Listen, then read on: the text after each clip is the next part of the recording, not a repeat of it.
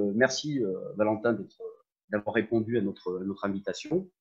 Et pour commencer la soirée, j'ai envie de te poser une question. Alors, c'est vrai qu'elle est large, hein, mais à un moment donné, c'est quel sens tu donnes à la course à pied? Pourquoi tu cours? Qu'est-ce qui te, voilà, d'un point de vue très personnel, et puis après, il y aura d'autres thématiques. Si tu peux nous répondre à ça. Ouais. Alors bah, d'abord, merci de m'avoir invité, parce que ça fait toujours plaisir de venir parler, en fait, de pouvoir partager ses connaissances.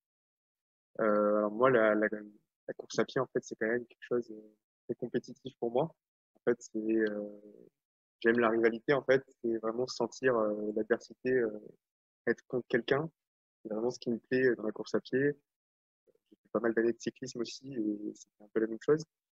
Euh, En premier lieu, ça va être donc, cet aspect compétitif, et il va y avoir un deuxième aspect, en fait, qui va être aussi l'aspect d'être assez libre, en fait, le fait de pouvoir y aller le matin tôt, d'être un peu seul au monde et de pouvoir faire son footing seul comme ça, c'est quand même assez grisant, quelque part. Et c'est aussi ce qui me plaît, en fait, dans la course à pied. D'accord. Merci. Donc, deuxième question, parce que bon, bah, je l'avais plus ou moins, j'ai commencé à le dire dans mon introduction.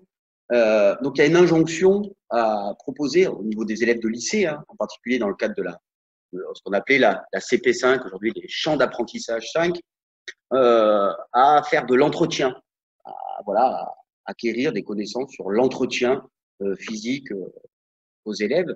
Euh, Toi, de ton point de vue, là, dans tes travaux de recherche et puis ce que tu as pu aussi découvrir par tes lectures et puis par différentes rencontres, est-ce que tu penses pas que ce qui conviendrait mieux pour des jeunes élèves, là, puisqu'on parle de lycéens, ce serait plutôt du développement?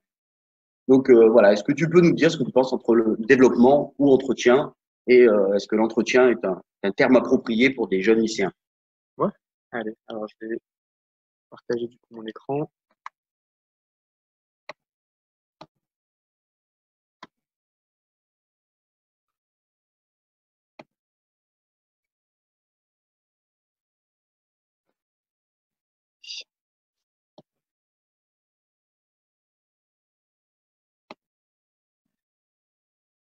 C'est bon, tout le monde voit bien? C'est bon. Ouais, parfait. Alors du coup, moi, c'est pas un thème que je connaissais réellement, savoir au niveau de l'EPS, en fait. Alors du coup, je suis allé chercher, en fait, dans les textes, tout ce qui est recommandations du ministère de l'Éducation nationale et jeunesse. Et ce qu'il en ressort, en fait, c'est que, bah, en fait, trois des objectifs de l'EPS, ça va être développer sa motricité, savoir s'entraîner et construire durablement sa santé. En fait, moi, c'est des choses qui m'inspirent plutôt pour un développement quelque part plus qu'un entretien.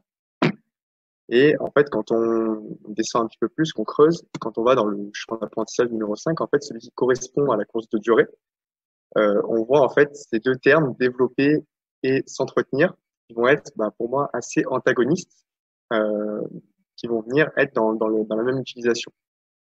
Alors, comme tu disais tout à l'heure, quand tu me posais la question, il y a une question qui me vient en tête avant ça, en fait, c'est est-ce que 2 heures par semaine, ça va être quelque chose de suffisant pour développer quoi que ce soit?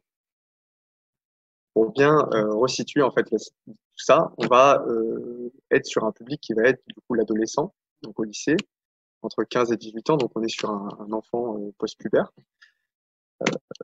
Pour moi, en fait, ça va être une période extrêmement propice à un développement en fait dû au changement corporel qu'il va y avoir. Vous allez avoir une maturation de la masse musculaire.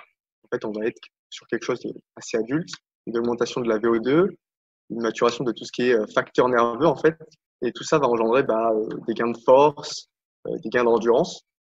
Et il me semble quand même que c'est un moment idéal pour développer toutes les capacités. Un deuxième point, en fait, ça va être un moment idéal aussi pour construire tout ce qui va être pratique future, en fait. C'est à ce moment-là que l'adolescent, en fait, il va pouvoir se forger une opinion et se forger, en fait, des habitudes de pratique euh, sur tout ce qui est entraînement, développement.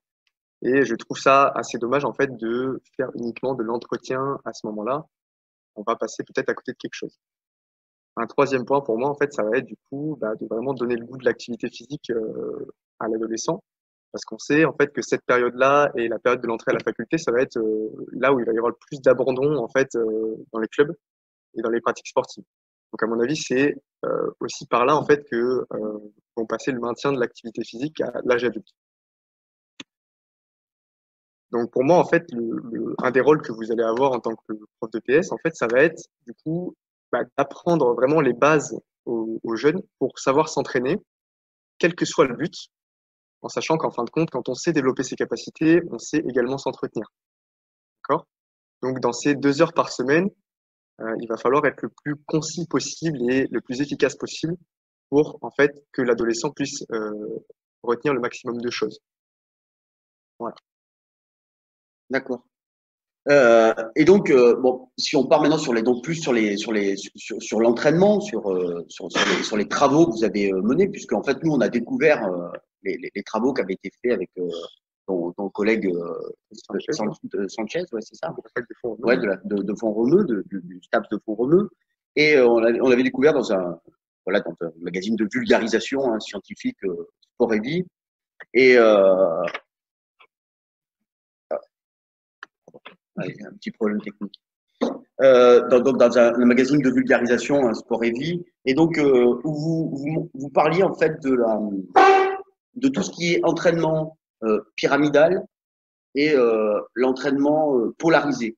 Est-ce que tu peux nous en dire un petit peu plus, voilà, pour voir ce que vous avez fait comme recherche et montrer les différences entre ces deux et surtout te concentrer sur l'entraînement polarisé puisque c'était le cœur de votre, en tout cas de vous montrer une certaine efficacité de cet entraînement-là.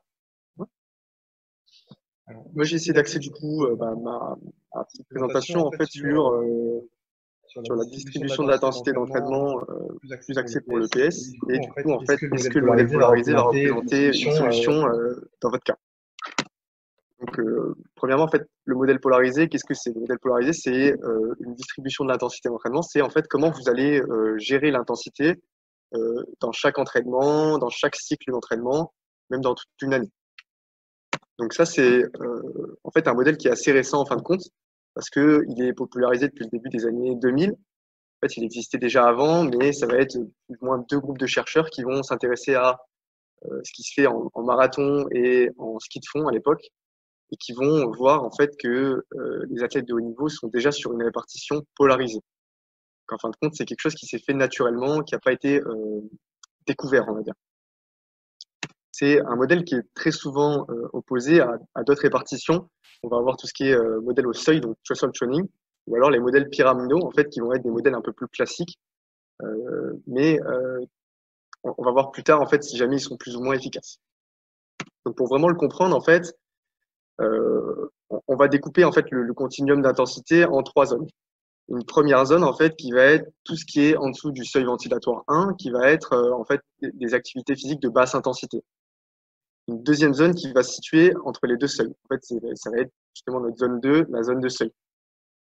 Et une troisième zone qui va être la zone de haute intensité, qui va être au-delà de 85% de l'intensité, donc au-delà du seuil ventilatoire numéro 2. Alors, le principe, en fait, depuis les dernières années, hein, les recherches scientifiques, elles ont découvert que, en fin de compte, la zone 2, la zone de seuil, ça va être quelque chose qui va engendrer beaucoup de fatigue pour, en fin de compte, un bénéfice assez maigre. Donc, le principe du polarisé, ça va être de limiter le temps passé au seuil, donc dans cette zone numéro 2. Donc, en fin de compte, on va avoir une répartition en fait, de l'entraînement qui va être différente, par exemple, d'un modèle de seuil, où vous voyez, en fait, c'est la ligne en pointillé sur le graphique, où, en fait, la répartition va se concentrer ici sur la zone de seuil, dans un modèle de seuil, et où, en fait, dans le modèle polarisé, on va avoir une répartition différente qui va avoir 75 à 80% de son temps dans la zone numéro 1, donc à basse intensité, et le reste du temps, quasiment complètement, au-dessus du seuil numéro 2, donc à haute intensité. Donc ça va donner des répartitions 75, 5, 20 ou 85, 15. Ou même à l'extrême 80, 20. Voilà. Vous pouvez voir là sur le côté, en fin de compte, ça va être la ligne en très gras qui va être le modèle polarisé. Donc le modèle polarisé, en fait, on sait, grâce aux dernières études, c'est un modèle qui marche. Il y a eu pas mal d'études scientifiques, dont en fait une des premières, c'est celle dont je vous parlais tout à l'heure, de Stephen Styler en 2006 sur des skieurs de fond. On a pu voir qu'en fin de compte, c'était un modèle qui avait fait ses preuves. Le seul truc, c'est qu'en fin de compte, le modèle polarisé, il est très souvent comparé avec un modèle de seuil, de threshold training, d'accord? Et on sait maintenant que ce modèle au seuil, en fait, c'est loin d'être le meilleur pour l'entraînement. On a beaucoup de choses qui sont mieux d'ores et déjà, et en fait, il y a peu d'études à l'heure actuelle qui prennent le risque de comparer avec d'autres modalités. Alors, une des seules études à l'heure actuelle qui prend le risque, comme je disais, de comparer avec autre chose, ça va être cette étude de Thomas Stogel et Billy Sterlich, datée de 2014 déjà, donc vous voyez, elle est quand même pas toute récente. Elle va venir comparer, en fin de compte, 4 modes d'entraînement, le polarisé avec l'entraînement au seuil, encore une fois. Mais là, on va avoir un ajout de la haute intensité et de l'autre côté, le haut volume, basse intensité. Donc, comme je vous disais, ils ont comparé ces 4 modalités. Là, vous avez en fait la répartition sur 3 semaines, avec la première ligne qui va être le gros volume, basse intensité, le deuxième, entraînement au seuil, le troisième, ça va être le modèle polarisé, et le quatrième, ça va être le high intensity training. L'entraînement, là, ici, il a duré, en fait, en fin de compte, 9 semaines. Là, vous avez que 3 semaines, en fait, d'échantillons. On va directement passer aux résultats et je ne vais pas vous détailler le tout. Je vais attirer juste votre attention sur plus ou moins 2 valeurs. Donc, vous allez voir ici, en fait, la VO2 pic qui a été relevée avant et après l'entraînement, du coup. Donc, vous voyez, pour le modèle polarisé, on a une augmentation de 60 jusqu'à 67, qui est marquée, en fait, par les 3 petites étoiles qui se situent à côté du 67, par une augmentation significative statistiquement. D'accord, statistiquement, il est important, en fait, parce que ça ne va pas être dû au hasard. Vous voyez, ça fait 11% d'augmentation sur la VO2, ce qui est assez conséquent en 9 semaines. Je vous ai mis un deuxième cercle rouge parce que le modèle HIIT, lui aussi, il va être statistique, avec un peu moins d'augmentation, mais une augmentation tout de même de quasiment 5%. Quand vous continuez sur cette ligne-là, vous voyez que aucun des 2 autres modèles va être significatif. Il ne va pas y avoir d'augmentation significative, donc on ne peut pas dire que ce ne sera pas dû au hasard. Et on aura même une baisse sur le modèle au seuil. Une autre valeur d'intérêt, ça va être en fait le pourcentage de changement de la performance sur un contre-la-montre. Donc vous voyez le modèle polarisé ici, une augmentation de 17%, là encore significative, ce qui est assez conséquent quand même, 17% en 9 semaines. Pour le modèle HIIT, quasiment 9%. À l'opposé, on va avoir sur les 2 autres modèles, au seuil et high volume, quelque chose de pas significatif. Donc on ne sait pas si c'est dû au hasard ou non. Vous avez également une troisième valeur qui va être tout en bas, la dernière ligne, la VPIC, qui en fait va être la valeur atteinte sur un test de course à pied la plus haute. Et en fait, on voit également le même pattern qui se dégage pour le polarisé et pour le HIIT, où en fin de compte, vous allez avoir une progression de 5% et de 4,4% pour ces 2 modèles. Donc en fin de compte, le polarisé ici, on a marché. Par contre, est-ce que c'est vraiment le seul à marcher? Donc là, il y a une publication de Daniel Plou et de Paul Larsen qui sont à l'heure actuelle, il me semble, en Nouvelle-Zélande, qui va parfaitement illustrer en fait ce que je vous montrais. En fin de compte, ils ont examiné durant un cycle interolympiade avant Rio la distribution d'entraînement de 2 rameurs en fait qui ramaient sur le même bateau et qui ont par la suite été champions olympiques. Et en fait, il s'avère que l'un était sur un modèle polarisé et que l'autre était sur un modèle pyramidal, donc un autre type de modèle. En revanche, en fait, ils avaient exactement les mêmes performances, étant donné qu'ils étaient sur le même bateau. Donc là, en fait, ça nous amène à la question, est-ce qu'il n'y a pas une individualisation de l'entraînement à avoir? Est-ce qu'un modèle ne va pas correspondre plutôt à un type de personne et vice-versa?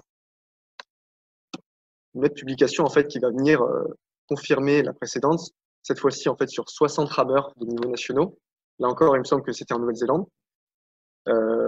Où vous allez avoir une partie qui va être en polarisé, une partie qui va être en pyramidal. Et là encore, aucune différence à l'issue de l'entraînement sur ces 2 populations. Donc on voit qu'en fin de compte, le polarisé n'apparaît pas comme supérieur à un modèle plus classique comme le pyramidal.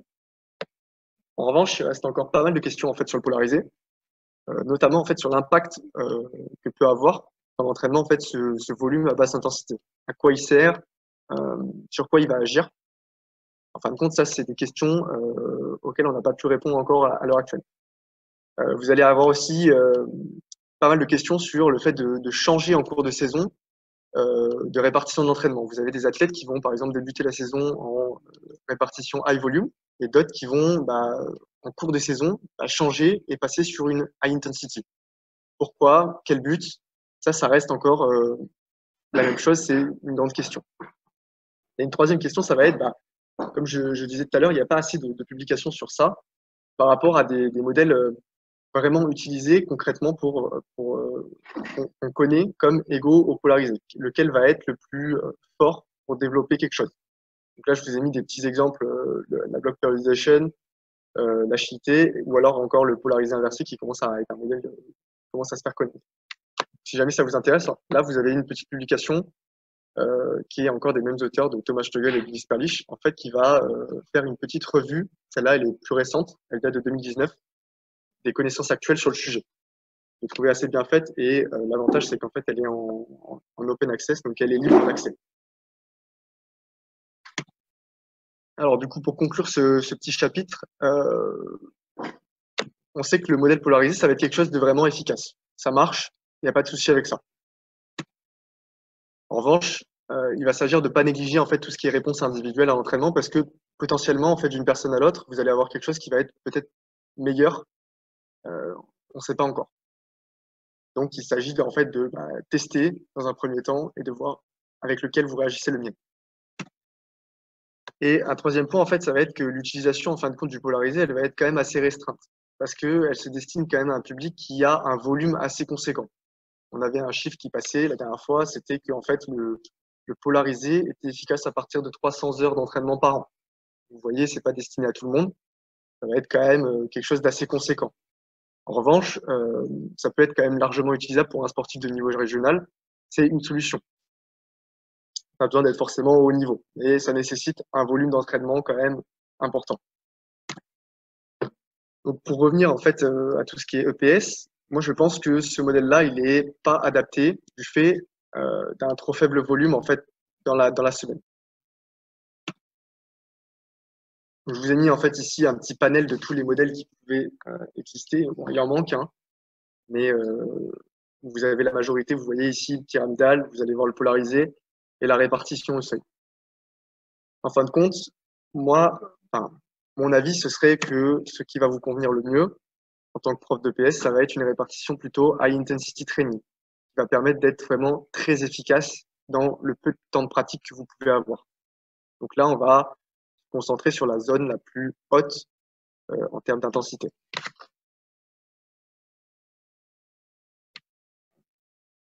Oui. Ben, c'est vrai que bon là tu nous as donné d'un point de vue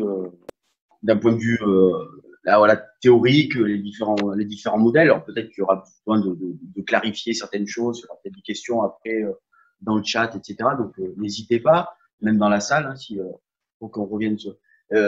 La question qu'on se pose aujourd'hui, c'est qu'est-ce qu'il faut faire avec nos élèves pour les faire progresser justement sur des courses de demi-fond, voilà, pour qu'ils puissent à un moment donné, quelles connaissances, quels savoirs ils doivent acquérir pour progresser et quel type de pratique on peut privilégier avec nos élèves lycéens, même certains collégiens. Parce qu'après, on a vu que, bon, par exemple, ce que tu disais là, ça pouvait s'adresser peut-être à des élèves dans le cadre de l'AS. Ouais. Donc, est-ce que tu peux dire un peu plus sur des cours de PS avec les contraintes horaires, etc. Ouais. Alors, en fait, pourquoi pas, je reviens sur le fait d'avoir l'AS. Effectivement, pourquoi pas utiliser ça en fait sur un temps de pratique supplémentaire éventuellement, ça peut être intéressant aussi.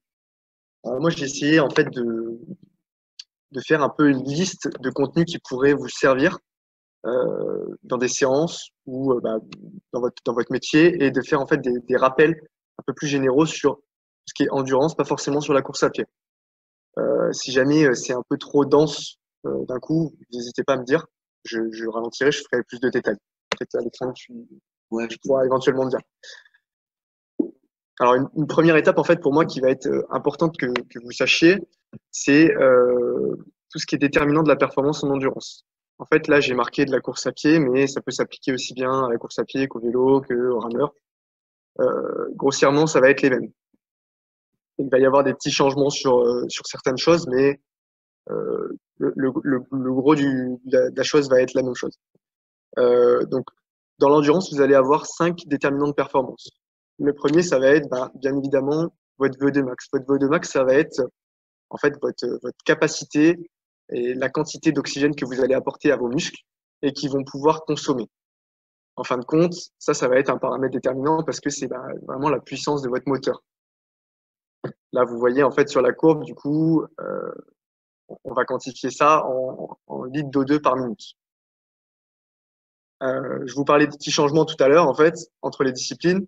C'est ici aussi que ça va jouer. On sait par exemple que un temps de maintien de la VO2 max, donc le temps en fait que vous allez pouvoir passer à cette intensité-là, en course à pied, ça va être de l'ordre de 3 à 10 minutes, avec une moyenne autour de 6-7 minutes pour quelqu'un qui s'entraîne correctement.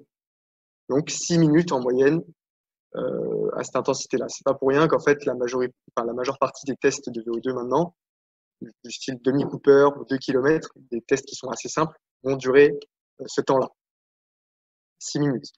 Et en fait, la petite différence entre les différentes pratiques, ça va être par exemple en vélo, on va avoir un temps de maintien de la VO2 max qui va être beaucoup plus court parce que la fatigue va s'installer beaucoup plus rapidement, qui va être plutôt de l'ordre de 3-4 minutes, maximum 5 minutes.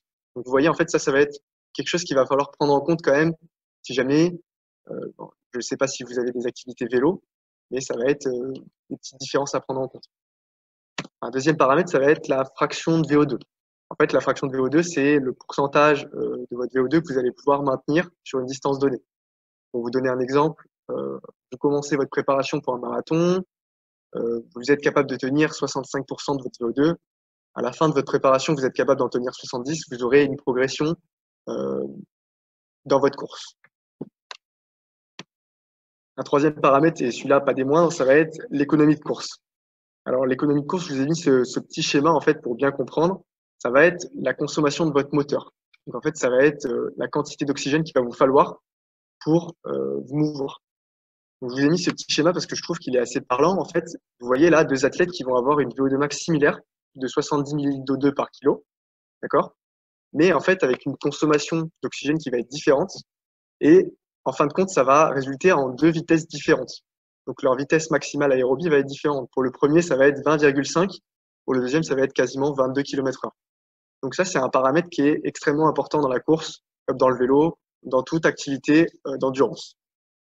Et en fait, ça va être un paramètre qui va être influencé par de nombreuses choses. En premier lieu, vous allez avoir tout ce qui est aspect génétique. Ça, malheureusement, vous n'allez pas pouvoir faire grand-chose. Vous allez avoir également tout ce qui est aspect environnemental. Est-ce que vous courez dans un milieu tempéré, dans un milieu chaud? Ça va être à prendre en compte. Vous allez avoir aussi tout ce qui est paramètres neuromusculaires. C'est pas pour rien qu'en fait, depuis quelques années, une partie des athlètes va venir se mettre en fait à la musculation pour aller travailler ce paramètre neuromusculaire et améliorer en fait l'économie de course. Donc, ils vont avoir un gain dans ce qui est pratique de musculation. Après, vous en avez de nombreux. Je vous invite à regarder plus tard le schéma, c'est assez intéressant à voir.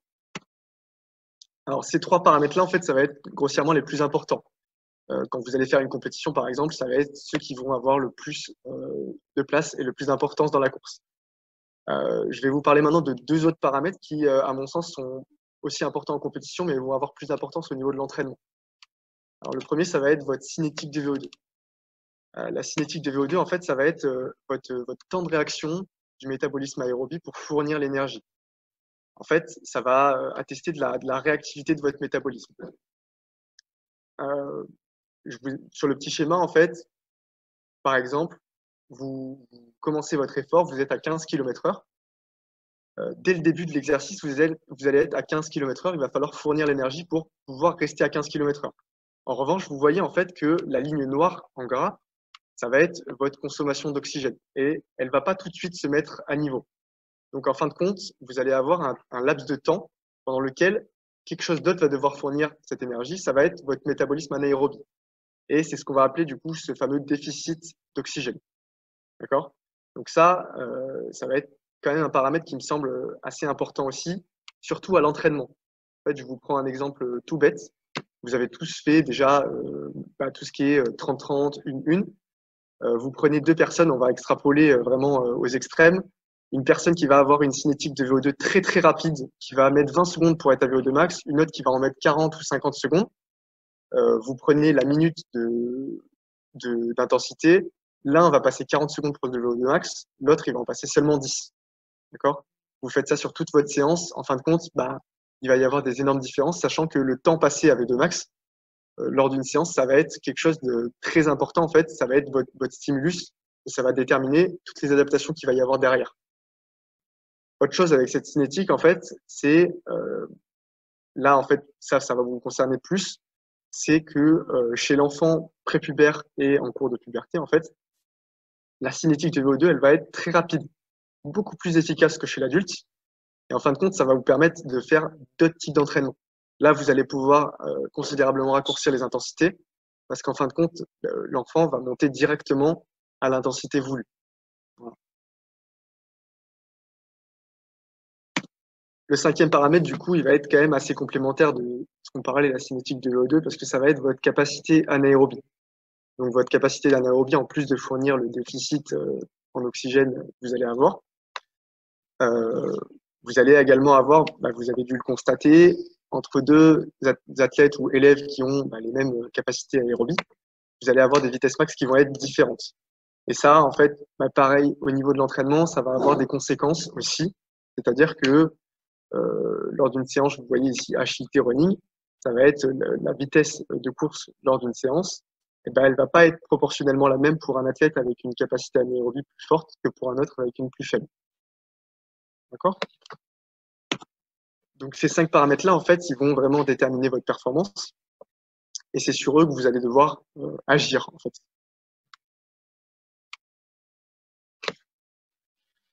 Alors ici, moi, j'ai essayé de vous lister un petit peu ce qui me semblait être les besoins que vous aviez dans l'activité. Donc tout d'abord, en fait, comme on répète depuis tout à l'heure, le fait d'être efficient dans votre temps de pratique.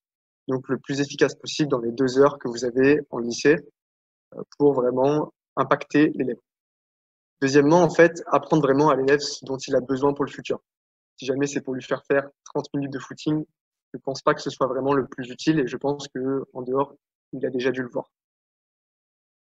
Troisièmement, et là c'est plutôt pour vous, quelque chose qui soit applicable pour tous le plus simplement possible avec n'importe quelle classe. Donc là, c'est pour vous simplifier la vie en fait le plus possible. Et un quatrième point en fait qui va être que ce soit adaptable sur plusieurs sports. Alors ça, j'y reviendrai un peu plus tard. Donc pour moi, en fait, il y a plusieurs formats de séances qui vont se dégager. Tout ce qui est HIIT, SIT ou RST. Je vais vous expliquer ça juste après. Alors l'entraînement HIIT, en fait, qu'est-ce que c'est? C'est l'anagramme de High Intensity Interval Training. Ça va être quelque chose, en fait, comme vous l'avez tous fait, des 30-30, des 1-1. Ça va être un type d'entraînement qui va être particulièrement efficace sur tout ce qui est développement de VO2 max. Ça, c'est vraiment la base de l'entraînement sur la VO2 max. En fait, le principe, c'est d'entrecouper chaque bloc de travail par une récupération et ça va permettre de passer en fait plus de temps à l'intensité voulue qu'un effort continu. On disait tout à l'heure, un temps limite à VO2 max, en fait, c'est 6 minutes. Donc, vous faites un effort continu de 6 minutes. Après, vous ne pouvez plus en fait recommencer l'effort. Avec un effort comme ça en HIT, en fin de compte, ça va être fractionné et on va pouvoir passer 10, 12, 15 minutes à VO2 max. Donc là, il y a une différence avec l'effort continu. Comme on disait tout à l'heure, le temps passé à l'intensité, il va être vraiment déterminant pour la progression. De plus, ça va être quelque chose qui va être assez peu coûteux en termes de temps.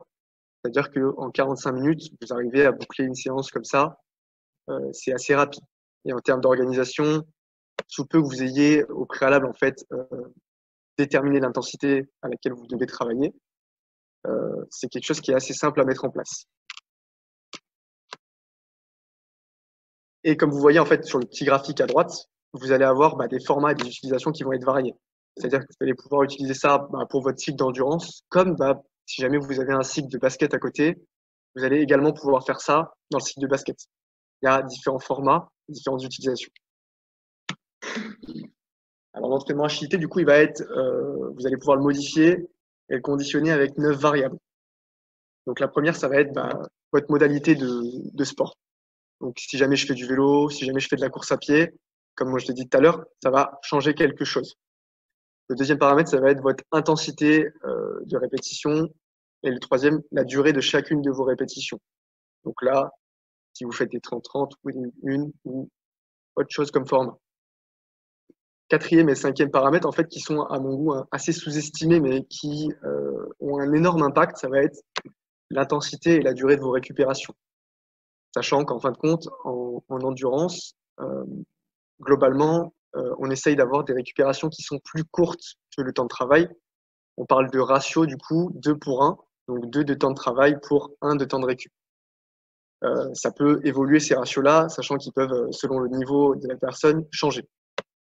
Et après, vous allez avoir d'autres paramètres qui vont être liés, du coup, au nombre de séries que vous allez faire, au nombre de répétitions, à la durée de la série, au temps que vous allez avoir entre les séries et à l'intensité que vous allez mettre entre chacune de vos séries. Ça, c'est des paramètres qui sont, à mon sens, peut-être un peu moins importants que vous concentrer sur votre répétition en elle-même. Alors, je vous ai mis ce graphique. Alors, il est assez compliqué. En fin de compte, je vais vous guider un petit peu pour vous montrer un peu les étapes de raisonnement que moi j'aurai avant la séance. Alors, une première étape, ça va être du coup de vraiment identifier correctement les déterminants de performance de votre sport et de votre public. Donc, qu'est-ce que mon sport va demander en fait comme capacité et quel public je vais avoir. C'est sûr que un marathonien de haut niveau, je ne vais pas lui faire la même chose qu'un élève d'école primaire. D'accord? Ça, on est d'accord. Une fois que vous avez vraiment identifié ce paramètre, vous allez venir déterminer en fait quel facteur vous voulez entraîner. Selon le moment de la saison, par exemple, on va pas faire la même chose. On va pas faire le même type d'entraînement. Selon les besoins de la personne, on va pas cibler la même chose. Ça, c'est quelque chose à prendre en compte. Et une fois en fait que vous avez bien déterminé tous ces paramètres, on va venir en fait choisir, en fait, piquer un peu dans toutes ces modalités d'entraînement, laquelle va correspondre le mieux avec ce qu'on veut développer. D'accord? Sans rentrer dans les détails, là, vous avez en fait la majeure partie de ce qui va être possible en HIIT en bas, short intervals, long intervals, RST, SIT et endurance de sprint. OK? Donc, ça va avoir des conséquences différentes sur le métabolisme. Ça va être un stimulus différent. Alors, je reviens sur cette petite diapo et je vais mettre l'accent en fait sur vraiment bien identifier les déterminants de performance de votre activité. Parce que si jamais en fait vous vous trompez là-dedans, vous tapez à côté. Le stimulus, il va pas être forcément le bon. Peut-être que vous aurez un peu de chance, vous n'allez pas taper très loin, mais en général, vous allez peut-être pas être dedans. Et un troisième point, ça va être de vraiment avoir quelque chose pour calibrer votre intensité. Ça va être par exemple le fameux test de VMA qui va vous permettre du coup à l'avance d'avoir une vitesse à laquelle pratiquer votre intensité. Vous allez aussi pouvoir utiliser une puissance si jamais vous êtes sur un rameur ou sur un vélo. La fréquence cardiaque, je ne sais pas si c'est trop utilisé en EPS. Il me semble que il y a quelques lycées peut-être qui peuvent l'avoir. Ouais, c'est ça. Ouais. Prise de pouls. Ouais. Il me semble que ça doit être quand même quelque chose d'envisageable. Et après, un dernier paramètre. Alors ça, à mon avis, il faut que vous ayez des élèves qui soient assez compliants. Ça va être du coup la RPE. En fait, c'est le ressenti d'effort. C'est la difficulté perçue dans votre effort. Donc ça, je pense que c'est plutôt applicable, comme tu disais tout à l'heure, en AS, où vous allez avoir des élèves qui vont vraiment vouloir faire l'activité. D'autres modalités d'entraînement, ça va être du coup le SIT et le RST. Alors là, on va être sur des intensités qui vont être supérieures du coup à ce dont on a parlé avant avec le HIIT. Donc le SIT, c'est le Sprint Interval Training et le RST, ça va être le Repeated Sprint Training. Alors la différence, elle est assez maigre entre les deux, mais je vous assure qu'elle est là. En fait, tous les deux vont être composés d'intensités qui vont être supérieures à la vitesse de VO2 max. Sachant qu'en fin de compte, le SIT va être beaucoup plus proche de votre vitesse max. Là, on parle plus d'aérobie, on parle vraiment de votre vitesse max que le RST. Le RST, lui, en revanche, va avoir un volume de course qui va être plus important que le SIT. Okay, je vous ai mis ici un petit exemple pour la modalité SIT qui va être, par exemple, une séance classique 4 à 5 fois 30 secondes de sprint all-out, donc au maximum, avec une récupération de 2 minutes. Vous voyez que là, la récupération, elle est quand même assez courte. Là, on n'est pas sur un développement des capacités maximales de sprint. On est sur quelque chose d'intermédiaire. Le RST, lui, ça va être différent, vraiment un ton en dessous au niveau de l'intensité. Plutôt, un exemple de séance, ça va être 15 fois 30 mètres de sprint avec une récupération, là encore, assez courte, encore plus même, de l'ordre de 25 secondes. Vous voyez que ça ressemble quand même pas mal aussi au HIIT. Là, la grosse différence, ça va être que l'intensité va être bien supérieure au HIIT. Ouais, le HIIT, en fait, va être à des intensités proches de VMA. Et de VO2 max, là, on va être vraiment supérieur aux intensités de VMA. On va être vraiment beaucoup plus proche de votre vitesse max de sprint. Le gros avantage, en fait, ça va être que ce genre de choses, en fait, ça ne nécessite pas forcément de test à l'avance. Vous allez pouvoir le mettre en place chez quasiment toutes les populations. C'est facile à faire. Là, en fait, on va avoir davantage une composante qui va être anaérobie, plus que le HIIT, même si vous avez une sollicitation aérobie aussi. Mais l'avantage, c'est que ça va pouvoir aussi rentrer dans le cadre de l'anaérobie. Et à mon sens, ça va être quelque chose de plus ludique, en fait, pour les enfants surtout, puisque vous allez pouvoir le mettre au sein, par exemple, d'une activité de sport co. Et en fin de compte, bah, du coup, vous allez pouvoir le mettre en scène. Peut-être déguiser un petit peu cette intensité pour pas avoir l'impression en fait de faire de l'effort d'endurance. C'est ce que je vous disais du coup juste le dernier point qui va être à mon avis plus approprié ce genre de choses dans d'autres contextes qui vont être les sports co, les sports de raquettes, ce genre de choses. Alors je vous ai mis ici 3 articles qui m'ont servi en fait à construire cette présentation. Vraiment, je vous conseille d'aller voir. Les deux de droite tous vont être en anglais. Malheureusement, si vous n'aimez pas l'anglais, ça va être un passage obligé pour ça. Mais c'est vraiment la Bible pour ce genre de choses. Si vous voulez vraiment tout comprendre, bon, faut prendre 2 heures, mais il faut les lire. Voilà. C'est vraiment quelque chose de très intéressant. Je tenais à faire une petite diapo en plus aussi, pour vraiment insister sur le fait de varier les modes de travail. En fait, du coup, je vais vous lire ce que j'ai marqué. Je pense que le cycle de course à pied, ce n'est pas le seul moment en fait possible pour vraiment développer les capacités d'endurance et pour faire passer les bonnes pratiques. Ce que je veux dire ici, c'est que je pense que le cycle de course à pied est vraiment trop cloisonné en fait en termes de développement d'endurance. Je pense que ça devrait être vraiment un continuum sur tous les sports. J'ai pas mis au hasard une salle de musculation, des raquettes, un ballon de basket ou encore le VTT. C'est parce que je pense que dans ces activités-là, vous pouvez utiliser les modalités dont j'ai parlé pour en fait vraiment apprendre aussi aux élèves dans ce contexte. En salle de musculation, on sait tous les lycées n'ont pas forcément des salles de musculation énormes, mais par contre, il y a toujours un vélo, un rameur, un tapis de course. Et en fin de compte, je trouve ça dommage de ne pas en profiter pour vraiment construire quelque chose d'autre que l'échauffement. C'est dommage de ne pas vraiment construire quelque chose.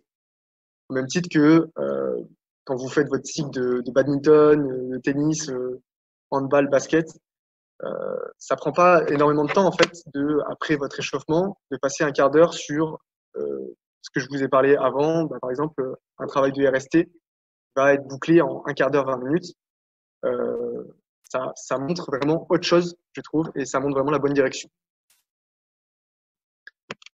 Et je ferai une dernière petite diapo en fait sur mes recommandations par rapport à l'entraînement. Un premier point vraiment, il me semble très important, c'est vraiment de rester simple. Quand vous construisez une séance, allez pas chercher très loin. En fin de compte, le plus efficace, c'est vraiment la simplicité. C'est vraiment ce qui marche le mieux. Et pour vous, ça va être, vous n'allez pas vous compliquer la vie. Un deuxième point aussi, là, ça va être plutôt pour l'élève, c'est de faire le plus ludique possible. En fin de compte, il y a beaucoup de choses qui passent par le jeu. Et ça va être un paramètre très, très important pour intéresser l'élève. Intéresser qui que ce soit, même un adulte. Ça va être quelque chose, une fois qu'il y a quelque chose de ludique, un jeu qui va s'instaurer, là, on va essayer de capter l'attention de la personne. Un troisième point, ça va être, du coup, essayer au maximum de faire comprendre la démarche et l'utilité. Encore une fois, pour vraiment impliquer la personne le plus possible dans le sport. Je sais que ça va être compliqué selon les publics, mais il me semble que c'est quand même quelque chose d'assez important. Un quatrième point, ça va être de laisser des traces écrites en fait pour l'élève, pas forcément pour maintenant, mais pour plus tard. En fait, on se rend compte que l'élève adolescent, c'est une période compliquée, il n'écoute pas forcément en classe, machin et tout, mais peut-être plus tard, il aura envie de se resservir de ce que vous lui avez montré. peut-être plus tard, il construira en fait sa propre séance, son entraînement à base de ce que vous lui avez montré. Moi, je sais que j'ai vu pas mal de gens en fait qui ont fait le cycle de musculation, qui se sont resservis lorsqu'ils sont allés en salle de ce qu'ils ont appris du coup au lycée, mais des années plus tard. Un cinquième point, ça va être vraiment, je remets l'accent là-dessus, mais d'analyser correctement la discipline. Si vous analysez pas correctement votre discipline, vous allez taper à côté au niveau de l'entraînement. Et un sixième point, alors ça c'est vraiment quelque chose d'incontournable, c'est de ne pas hésiter à tester vous-même la séance. Vous avez un doute, vous savez pas comment, quel temps de récup mettre, quelle intensité faire. Ok, faites la séance. Vous la testez vous-même, vous voyez ce que ça donne. Ok, là j'ai tapé un peu trop haut, j'ai pas assez de récup. Je sais que ça va être encore plus dur pour les élèves. Ok, je vais évoluer en conséquence. Ça c'est vraiment quelque chose, même dans le milieu de l'entraînement, qui est fondamental et très important. Et ma petite conclusion, ça va être du coup cette phrase de Franklin Roosevelt, qui date quand même de 1940. Pour ceux qui comprennent pas trop l'anglais, je vais vous la traduire. C'est nous ne pouvons pas toujours construire le futur pour nos jeunes. En revanche, nous pouvons construire nos jeunes pour le futur. Et il me semble que c'est très pertinent dans ce contexte. Voilà.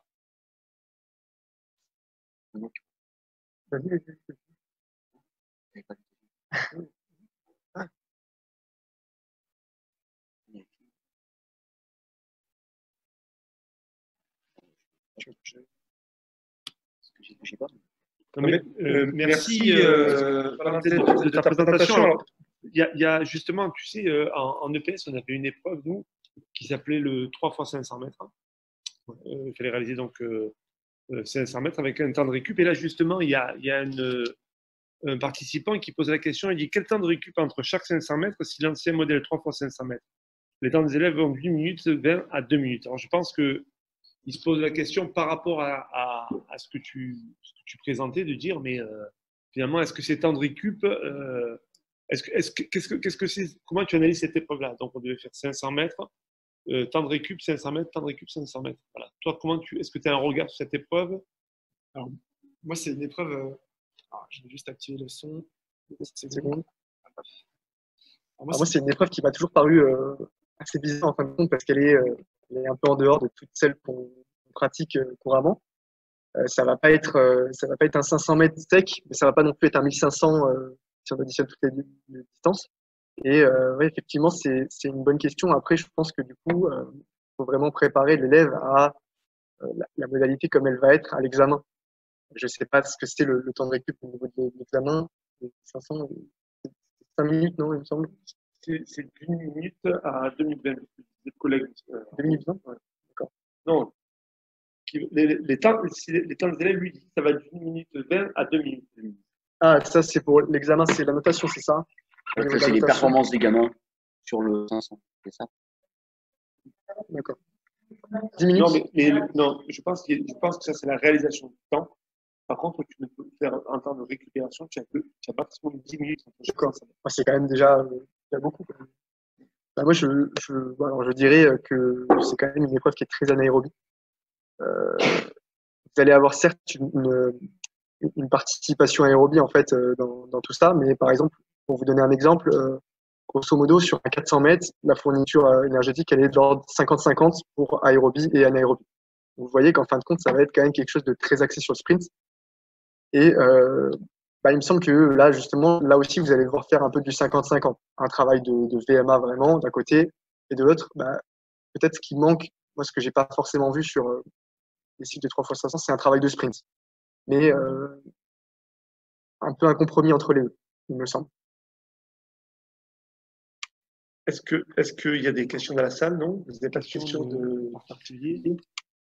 Non. Alors moi, je trouve que dans ce que tu as présenté, finalement, moi, je trouve que tu plaides vraiment pour. Alors, on le fait pas mal, nous, en éducation physique et sportive, et c'est tout ce qui est intermittent, finalement.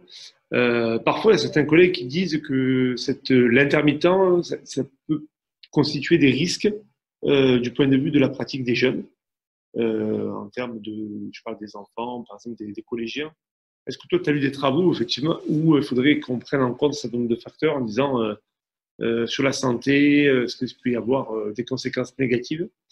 Et puis ma deuxième question, c'est de se dire finalement le fait de se mettre dans cette zone un peu d'intensité de course, puisque pour faire dans ce que tu as présenté, il faut quand même aller pousser un peu sa course jusqu'à flirter avec son max de ses possibilités.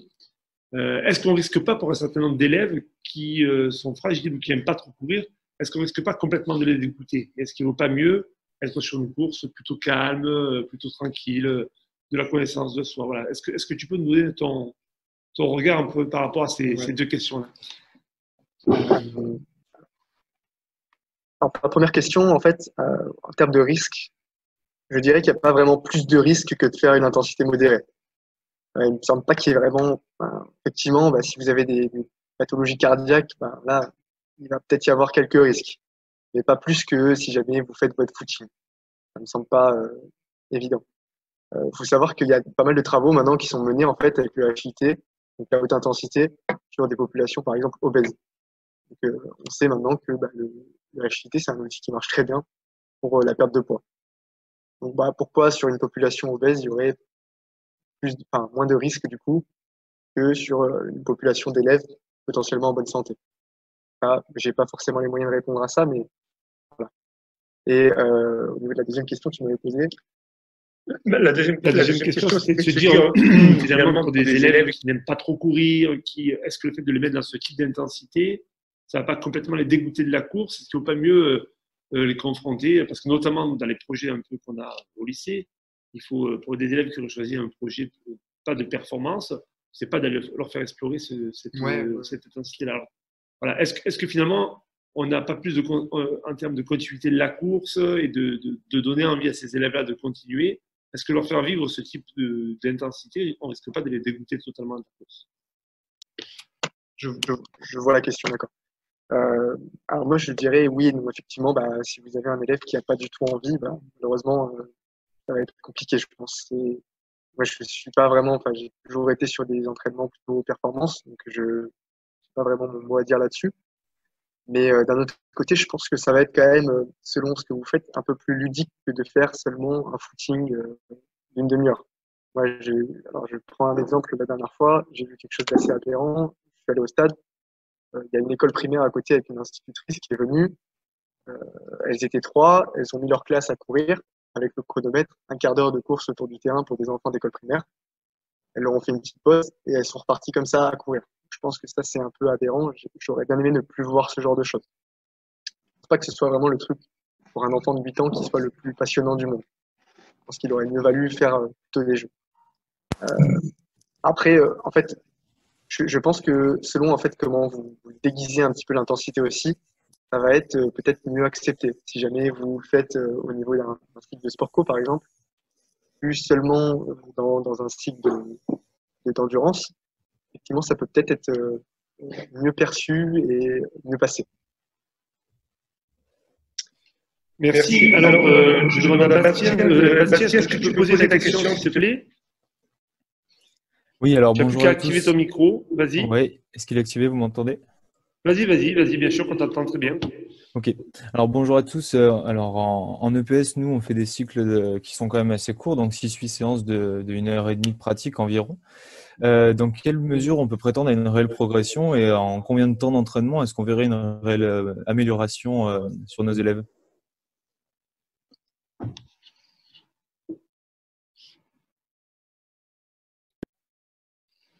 Alors moi, je n'ai pas personnellement les moyens de répondre à ça. C'est ce que je vous disais tout à l'heure, en fait, avec seulement 2 heures par semaine, je pense que c'est assez court pour avoir quelque chose de vraiment une grosse augmentation. Mais par contre, je pense que le fait de vraiment montrer à l'élève comment s'entraîner correctement, c'est là que va résider en fait vraiment votre rôle. En fait, là, la progression, elle va être assez mince dans le peu de volume de temps que vous avez, mais vous allez vraiment montrer à l'élève comment faire pour développer ses capacités. Je ne sais pas si ça a répondu à ta question ou pas. Il te dit. Oui, tout à fait. Merci beaucoup. Je pense qu'à mon avis, tu as répondu à sa question. Attends, il y a de nouveau le son. Vas-y. Ouais, c'est bon, merci beaucoup. Tu as très bien répondu. Ça va. Alors peut-être Juliette Galino, est-ce que tu peux nous poser aussi ta question? Bonjour. Donc j'avais des questions pour des lycéens qui ont une VMA assez faible, donc inférieure à 12 km/h. Est-ce que tu as des conseils concernant le demi-fond pour quand même éviter, en fait ça revient un peu à la première question qui était posée, pour éviter de les dégoûter. Voilà, des conseils dans cette activité-là. Alors moi, du coup, je vais répondre à peu près la même chose que pour la question d'avant. En fait, je dirais que faire quelque chose comme un modèle plutôt RST ou site, mais assez c'est épuré, on va dire, avec un volume de course qui va être bien moindre à l'habitude, ça va peut-être être une solution envisageable pour des élèves avec une faible VMA. En fait, pour un premier galop d'essai, en fait, ça va permettre d'augmenter un petit peu cette capacité d'endurance en ayant quelque chose d'un peu plus ludique. Je pense que là encore, le déguiser dans autre chose, d'une autre forme, ça peut être une solution. D'accord, merci. Bruno Maire, est-ce que tu peux nous poser ta question?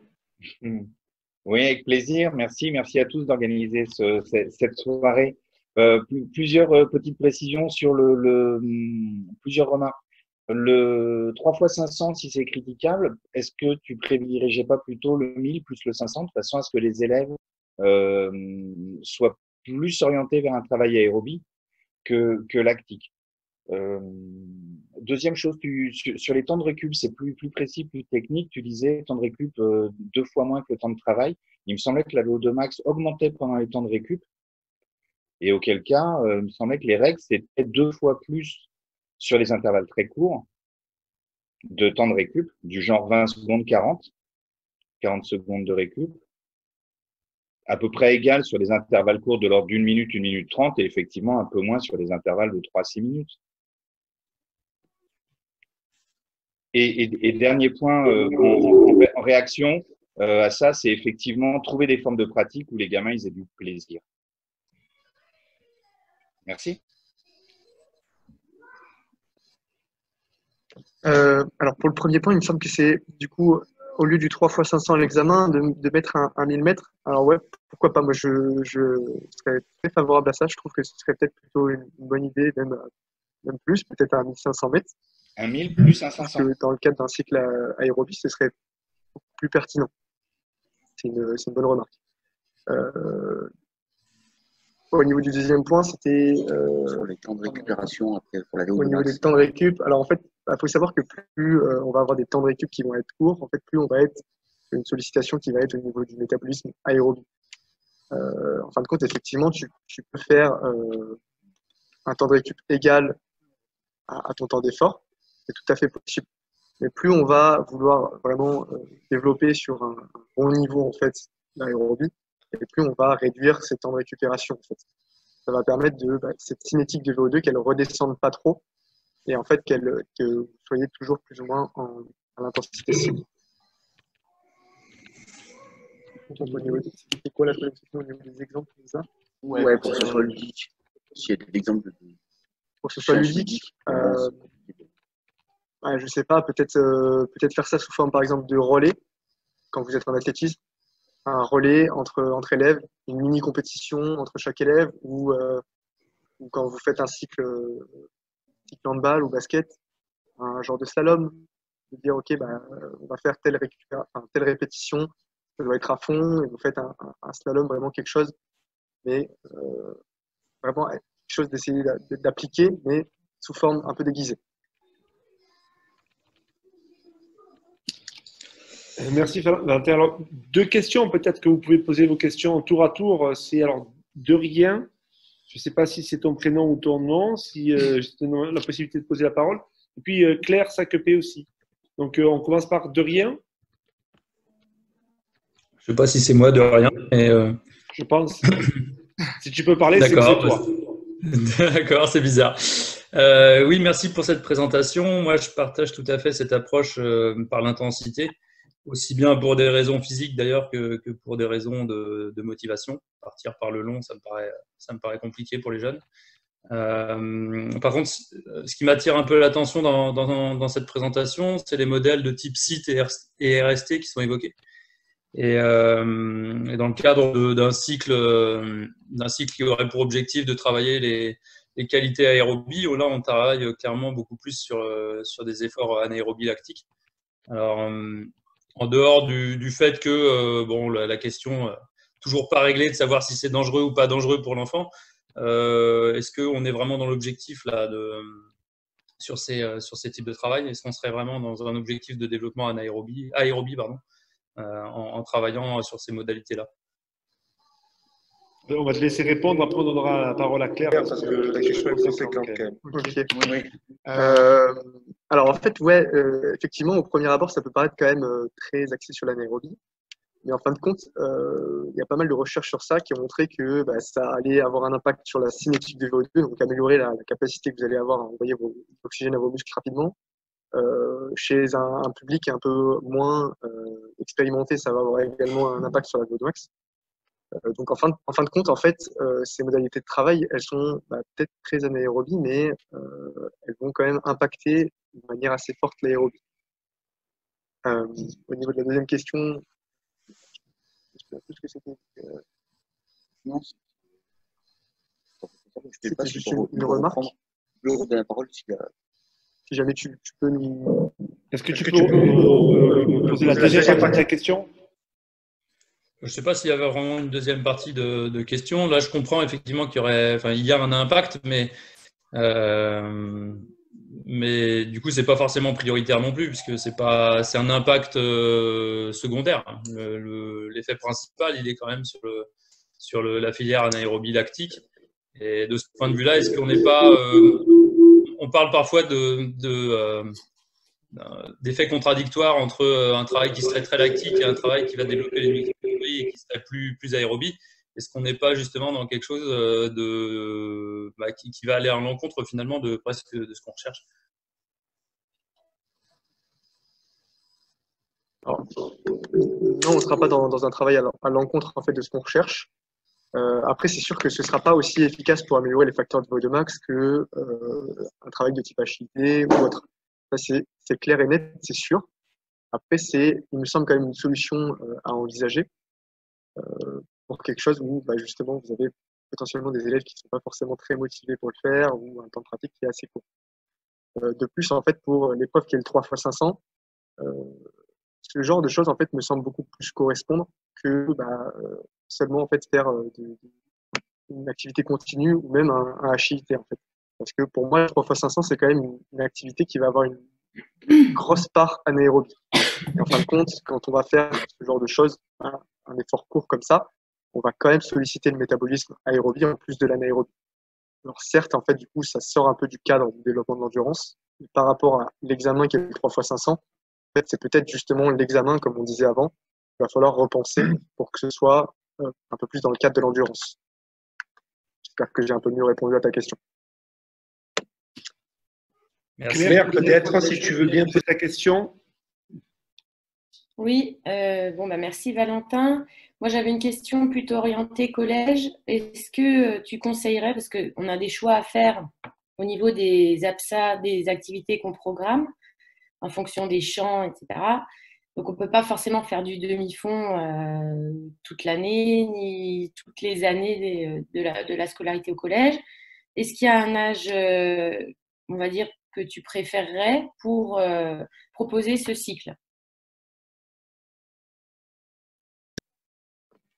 Alors, un âge préférentiel, non, pas vraiment d'âge. C'est vrai que ce serait peut-être plus évident sur des lycéens, en fait, parce que leur maturité, elle est faite déjà, en fait, sachant que l'âge clé, ça va être l'âge de la puberté, en fait. Comme je vous disais tout à l'heure, avant la puberté et pendant la puberté, il va y avoir pas mal de changements qui vont se faire, notamment, en fait, sur cette cinétique de VO2 et ce métabolisme aérobie. En fait, l'enfant, il va avoir un métabolisme aérobie qui va être, quand on va le comparer à l'adulte, en termes de poids, qui va être supérieur à celui de l'adulte. Donc, il va avoir une réactivité au niveau de ce métabolisme qui va être bien plus élevée. En revanche, il n'y a pas vraiment d'âge préférentiel sur ça, en fait, en sachant que, en revanche, au niveau de l'anaérobie, chez l'enfant, ça va être encore en cours de développement. En fait, c'est un des gros facteurs qui va être développé au cours de la puberté. Donc, j'aurais pas vraiment de recommandations en termes d'âge à faire. C'est important également, et à mon sens, de travailler tout ce qui est facteur d'intensité, de VO2 max chez les jeunes, bien que chez l'enfant prépubère, en fait, il va être vraiment très équipé pour l'effort modéré, d'intensité modérée. En fait, c'est un peu paradoxal ce que je vais dire, mais il va être mieux équipé pour l'effort d'intensité modérée que pour une intensité de VO2 max, étant donné que son métabolisme anaérobie n'est pas encore assez mature. Merci. Alors, il y a eu pas mal de questions sur le chat sur la question de l'échauffement et de l'étirement et des étirements. Ouais. Alors, ça, c'est vrai que c'est une controverse qui vit pas mal dans notre discipline. Est-ce qu'il faut s'étirer, pas s'étirer? Est-ce qu'il faut s'étirer à la fin de l'échauffement? Est-ce que s'échauffer, ça sert finalement pour les petits, ou est-ce qu'on peut faire rentrer direct dans la séance? Est-ce que s'échauffer est-ce que s'étirer plutôt en fin de séance? Quelles sont les conséquences? Voilà. Bon, alors bon, tu pourrais quasiment faire une conférence sur l'étirement. Hein, voilà. Mais peut-être deux, trois idées ou deux, trois idées reçues sur lesquelles qu'il faudrait déconstruire. Hein. Ouais. Okay. Avec Anthony Sanchez, du coup, on a fait un article assez récemment. Alors, je ne sais pas s'il a déjà été publié ou pas sur ça. Peut-être qu'il a déjà été publié. En fait, sur est-ce qu'il faut s'étirer après un échauffement ou pas. Ça fait l'article dans quelle revue? Alors, fais-toi un cours de dans Sport Review aussi. C'est encore un article de vulgarisation. Mais c'est assez marrant. Alors, en fin de compte, du coup, c'est surtout le mode d'étirement qui va compter, en fait. En fait, on sait maintenant que les étirements statiques, en fait, ils ont été déconseillés pendant longtemps parce que la majeure partie des revues, en fait, elles faisaient des étirements très, très longs. Donc, en général, en pratique, vous faites jamais des étirements de plus de 1 minute. Et en fin de compte, ces revues-là, elles avaient des étirements exceptionnellement longs, on va dire. Et bah, forcément, ils trouvaient des performances qui étaient diminuées. Là, ce qui en ressort en fait de récentes revues, c'est que en fait, ça n'a pas vraiment d'impact sur la performance, que ça la diminue pas, que ça l'augmente pas. En revanche, vous pouvez avoir un léger bénéfice sur tout ce qui est blessure. À partir du moment où en fait votre étirement statique il va être de moins de 30 secondes et que vous allez utiliser au lieu de l'étirement statique un étirement dynamique, en fait, il n'y a pas forcément potentiellement de risque plus que ça. C'est vraiment, je pense, hein, ça, c'est mon avis, mais à vous de tester, à vous de dire si oui ou non vous vous sentez bien avec l'étirement.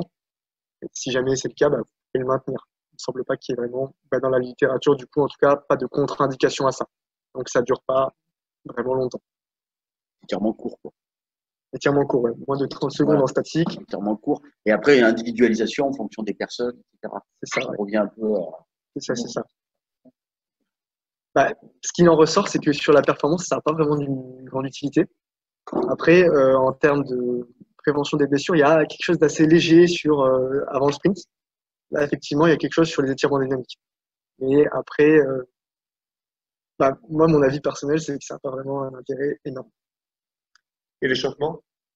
L'échauffement, oui. Par contre, l'échauffement, là, quel que soit l'âge, quel que soit l'âge, il me semble que ça paraît quand même utile de ne serait-ce que rentrer dans l'activité, d'avoir quelque chose qui permette de rentrer dans l'activité, de ne pas être direct à faire quelque chose. D'accord. Merci. Alors, peut-être, on va prendre peut-être une dernière question. J'ai vu qu'il y avait un collègue qui voulait poser une question. Est-ce que tu es en ligne? Ah non, il a baissé sa main, peut-être. Moi, l'offrir. Vas-y, la parole est à toi. On va prendre une question de moi, l'offrir, et puis une question de Didier Michaud, et puis après, on clôturera la séquence. Est-ce que j'ai la main Vas-y, Didier, alors. Ouais. Moi, c'est une question concernant l'économie de course. Parce qu'apparemment, ça a été précisé comme un des déterminants de la performance, un des 3 principaux déterminants de la performance. Et donc, voilà, savoir quel conseil il y aurait pour l'économie de course.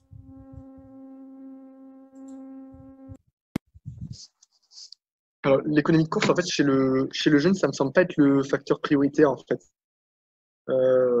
Par contre, la technique de course, en fait, là, oui, ça va passer par par tout ce qui est un peu gamme. Vous allez pouvoir formater en fait la technique de course de votre athlète. En fait, moi, j'aime beaucoup faire du sprint justement à destination de tout ce qui est endurance, parce que en fin de compte, on voit que bah, la modalité de sprint, en fait, ça va être quelque chose qui est, on n'aura pas un stimulus aussi rapide et aussi efficace, même en musculation ou autre. Ça va être vraiment des temps de contact très courts au sol. Vous allez atteindre votre puissance max, des forces énormes au niveau du démarrage, mais qui vont diminuer au fur et à mesure de la course. Et moi, j'aime beaucoup utiliser tout ce qui est modalité de sprint pour développer l'économie de course. Après, toutes les gammes vraiment orientées et ciblées sur un type de développement. Pas faire une gamme au hasard juste parce qu'elle doit être jolie, mais vraiment dire, OK, là, on va essayer de travailler vraiment le temps de contact au sol sur tel type de gamme, ou travailler l'impact de l'ischio-jambier sur un autre type de gamme. Donc, il faut travailler quand même la technique de course, on peut la travailler à tous les niveaux, quoi. Ouais, avec le collégien, lycéen, c'est quelque chose qui… Je pense que oui, ouais, c'est quelque chose qui est assez important aussi, vraiment de former une bonne base en fait pour les élèves. Prévision des courses rapides. En fait, pas tant en prévision des courses rapides, mais c'est en fin de compte, on peut vraiment se servir d'une course rapide pour améliorer pas mal de paramètres chez n'importe qui. La population en fait est vraiment à destination de l'endurance. Allez, une dernière question, puis après on va clôturer cette soirée de l'EPS. Donc, monsieur Moilofré ou madame Moilofré, je sais pas. Bonsoir, vous m'entendez? Vas-y. Ouais, bonsoir à tous, merci pour cet exposé, c'est très intéressant. J'ai une question par rapport au déterminant de la VO2, à savoir la cinétique de la VO2. J'aimerais savoir comment fais-tu pour savoir la vitesse de cette cinétique? Est-ce que tu as un test? Est-ce que tu as un exemple de, je sais pas, une petite séquence particulière pour déterminer ce genre de choses? Alors ça, malheureusement, le truc, c'est que à part un test en labo, on n'aura rien pour ça. Donc, certes, il faut savoir que ça existe, ouais, mais vous ne pourrez pas la déterminer en pratique sur le terrain. D'accord. Malheureusement, j'aurais une autre question sur la VMA. Ouais. On a des tests sur le terrain. Alors moi, j'utilise des tests intermittents puisque on a mis en place une situation, enfin une épreuve de 3 fois. Donc j'essaie de déterminer la vitesse intermittente et on se retrouve avec des élèves qui quelquefois ont des vitesses qui sont en dessous de 9 km/h, voire 8 km/h. Et pour moi, c'était physiologiquement, c'est impossible. Donc, je pense que est-ce que c'est pas plutôt lié à un problème motivationnel, de motivation, plutôt qu'à un problème physique? Effectivement, il y a de fortes chances que ce soit dû à ça, à moins que vraiment l'élève soit en surpoids ou qu'il y ait vraiment quelque chose, une grosse difficulté à côté. Ça me paraît quand même 10 km/h assez faible quand même. Pour quelqu'un en bonne santé, c'est pas très élevé. Effectivement, au niveau de la motivation, de toute manière, on le sait, on le voit, hein, le cycle d'endurance, pour certains, c'est quand même le moment où il faut s'échapper et pas être présent. Donc, c'est ce que je disais tout à l'heure, c'est aussi sur ça qu'il va peut-être falloir changer un petit peu la mentalité pour plutôt, en fait, au lieu de dégoûter l'élève, peut-être l'inviter plutôt à venir. Et du coup, avoir peut-être aussi un continuum sur toute l'année, quelle que soit l'activité, pour développer un petit peu plus, pour mettre peut-être plus en avant l'endurance. Merci. Je pense qu'on pourrait jouer longtemps à ce jeu question-réponse avec des points de PS. On en aurait pour la nuit. Écoutez, je pense qu'on va se clôturer cette dernière soirée de l'EPS. Je peux dire bien sûr. Continuer à répondre quand même par écrit. D'accord. Donc il vous propose de répondre en plus par écrit là, le temps de la clôture de la soirée. Puis je pense que vous allez pouvoir le retrouver sur les 2 articles qu'il a pu écrire dans notamment Sport Sciences et Vie. Le troisième en préparation, mais on pourra le réinviter peut-être pour avoir une controverse avec lui sur la question des étirements, de l'échauffement. Ça peut être une autre soirée. Pour clôturer, vous savez qu'on a choisi de faire aussi une rubrique spéciale qui s'appelle le kiosque. Donc, je voudrais partager avec vous ce soir quelques BD sur la question du sport. Donc, on va lancer le petit jingle du kiosque avant de clôturer cette soirée.